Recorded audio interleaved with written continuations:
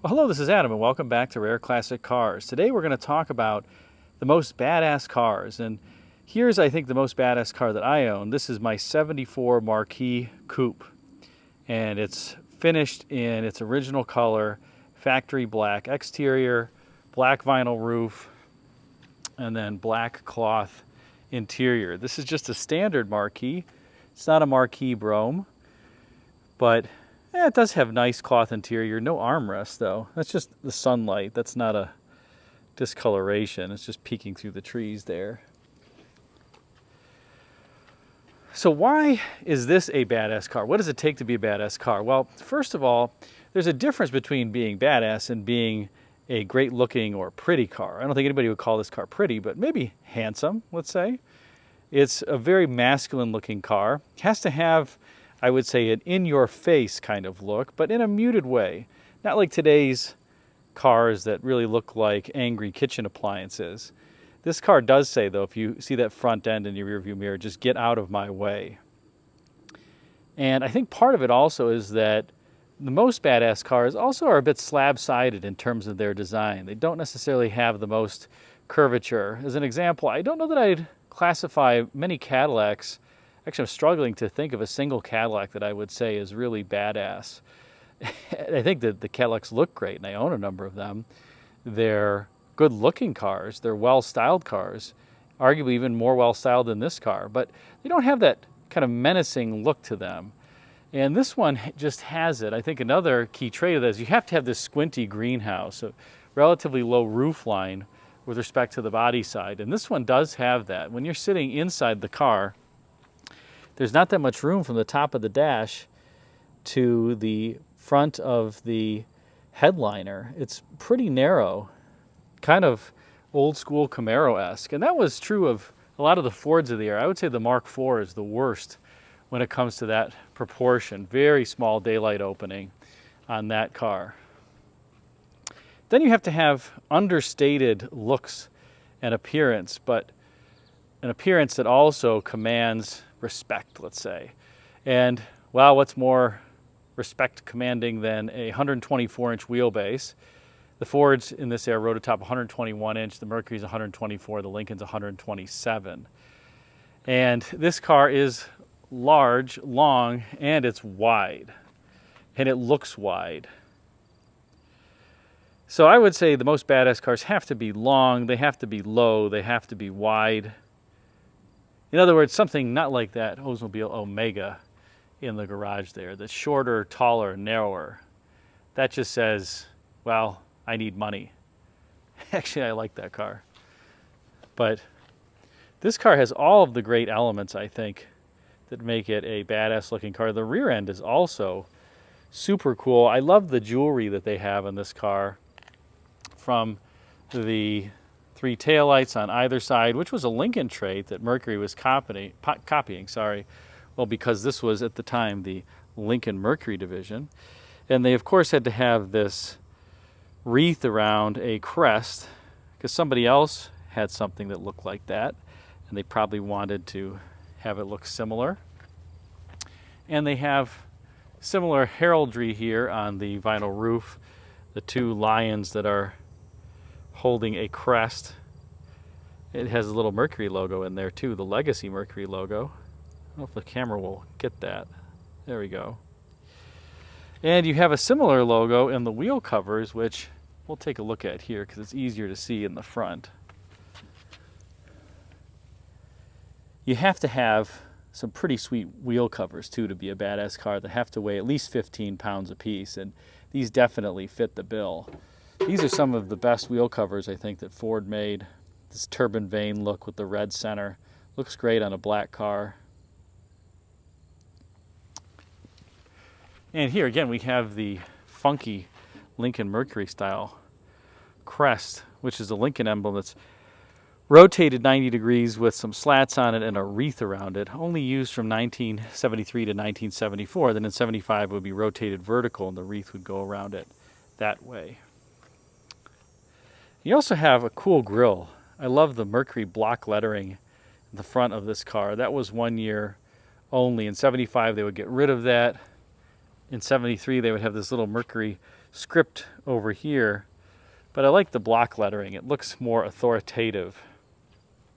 As does this particular grille treatment, which is interestingly plastic. The 73 was metal, the 71 and 2 is plastic, the 74 is back to plastic. So why they went to metal for 1 year in 73, I don't know. And then they returned back to plastic for 74. Now this is also the first year of the front and rear 5-mile-an-hour impact standard. So you have this railroad tie bumper, which I'm not a fan of on most Ford cars, but I think it works on this car because the front end is so authoritative. It goes with the theme. But it's definitely hanging out there. For whatever reason, Ford also went to these type of door handles versus the flush-mounted door handles in 73. So these sit proud of the body, do the same function. I actually like the flush door handles. I think they look a little bit better. And Ford restyled the car for 73 and made it more, I would say, boxy and more traditional. That carried on into 74, but the 74 front end as well as the rear end are also unique. This trunk lock cover would come back for 74. And you also have this Mercury spelled out in block lettering back here, just like the front. You did have a 3 taillight design in the 73 rear, but it would be revised for 75 through the end of the run in 78. Now turning to the inside on this badass car, I think one of the things you also have to have for badass cars is dark colors. And black, well, there's nothing more sinister than black. And black on black is just the best, or maybe black on red is also pretty cool for these. But you have the second year for this dash. The 73 would be the first year. Well, the IP top pad is different for 74. In 73, it has more of a radius right there. And you can actually see this portion, the center stack, actually is canted toward the driver slightly. And it doesn't go with the top pad. My guess is that they had maybe some crash issues with the 73 top pad. And so they revised it for 74 through the end of the run in 78. And you do get a huge glove box, which was common to the Fords as well, and some pretty convincing fake wood. I think it looks good. When they went to the later burl walnut faux wood grain, it didn't quite look right, in my opinion. And then, of course, for badass cars, you have to have great door closures. So, oh yeah. GM doors don't close like that. And I love GM cars, so don't think I'm a GM hater. And in your badass car, you can't have tons of gauges because who cares what's happening under hood? You just keep driving. So this car doesn't have any gauges, just idiot lights. Actually, later on, Ford the next year would go to a single combination oil and temp light that just said engine. It had one light. And you didn't know if it was because the oil pressure was low or the engine was overheating. I think that's pretty humorous.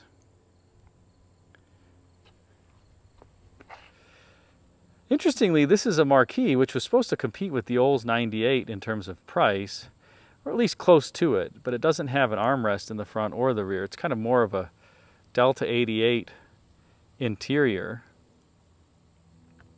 And you have to have some great motivation under hood in your badass car. So one of the great things about the Mercury Marquis compared to the LTD is that you got the standard 460. No 400 here or 351. Just a big Ford engine. And this one has been, I'll say, severely undercoated. Apparently the family that I bought it from, the owner, who was the dad, had it undercoated when it was first new, and he didn't think they did that good of a job, so he took it back and said, you better undercoat everything. Well, they sure did. I have never seen undercoating sprayed everywhere, and it's fine. I guess it's preserved the car. It doesn't have any rust anywhere, which is great. And this is a regular 460 4 Venturi engine. By this point, it unfortunately was making just about 190, 195 horsepower. But it still had quite a bit of torque. And it moves this car around just fine. You really don't miss the horsepower. This is a 74. So as a consequence, it has the override switch that you would depress there because you're supposed to buckle your seatbelt before the car would start. That was a federal government mandate for half of a year in '74, and then people hated it so much because they had to buckle their seatbelt to put the car in the garage in order to start it. Or you had to buckle in your groceries in the passenger seat if you put something that weighed over about 25 pounds in the passenger seat. And people hated it so much they complained, and the government acquiesced and took out the requirement. But that was the override switch that you would depress once, and then you could start the car. Of course, if your car wasn't in good tune, you'd push that button, you'd start it, and then it would stall. You have to pop the hood again and depress the button. It only gave you one start. This car is an original 17,000 mile car, so it still has the original belts on it. You can see Motorcraft D2AE, so this is a 72 part number on here. Still charged on R12, refrigerant and cold. I've replaced all the fluids. Probably will have the radiator record just for good measure, but changed the thermostat, drained the coolant. Still has the Sipcon wires on it, which maybe at some point I'll replace just because they're getting old. And tons of vacuum lines running everywhere, in part because of the hidden headlamps, which have two actuators, one underneath each side at this point. The earlier models, 71 and 2, just had one single actuator, which I think was a better setup. These tend to fail more frequently, so if you buy one of your badass cars, whether it's a Mercury or Lincoln from the 70s era vintage, make sure that the headlight doors don't pop open instantly after you shut the car off, or you're looking at a very expensive repair and one that there's like one person that rebuilds those headlamp actuators in the world, and it's just kind of a pain. You do have a GM Saginaw steering pump. You still have the Ford 2-piston Tecumseh York style compressor. They would go to the Delco A6 compressor. The next year Lincoln was already going to it, but Mercury had to make do with this setup. Although it was getting to be bigger in size. This says 4 pounds 8 ounces, so 4.5 pounds of charge. The ones from the late 60s were only about 2.5 pounds of charge. So they were trying, and they have a much bigger evaporator on these than the earlier models did.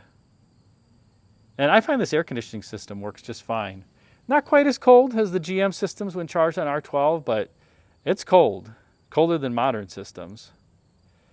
And with a black car, it's really working. You also have the articulated wiper that was pretty common on big cars of this era. It's a 4-bar linkage, and so what that does is it allows the wiper to sweep parallel to the edge molding here, as opposed to rotating over.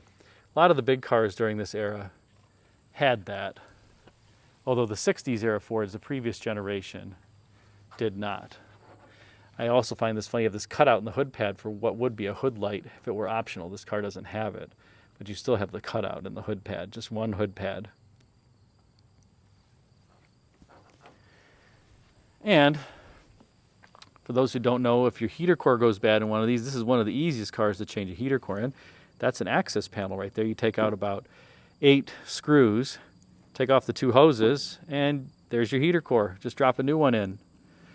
First time you do it, it'll take a couple hours, but after that, especially if you have power tools to loosen the screws, you're not talking about a long period of time. You could do it pretty fast.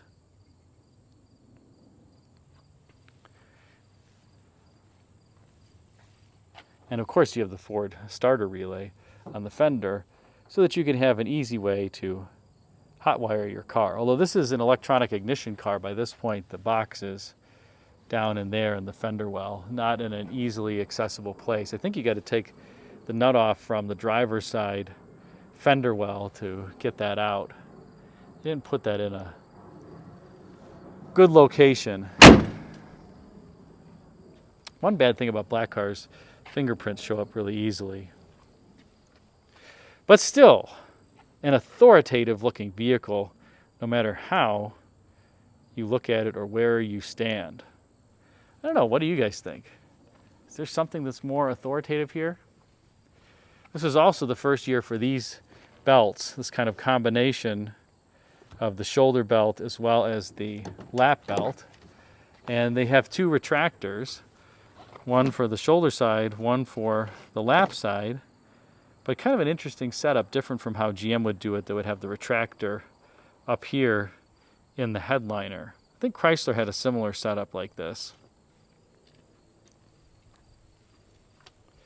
And rather pedestrian door panels on this base Marquis. But you still have the Lincoln Mercury crest.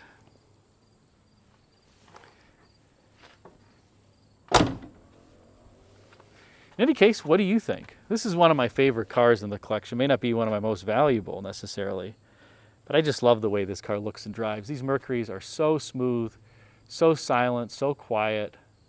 It's really hard to fault them. Just a wonderful pleasure to drive as you go down the road. Thanks again for watching.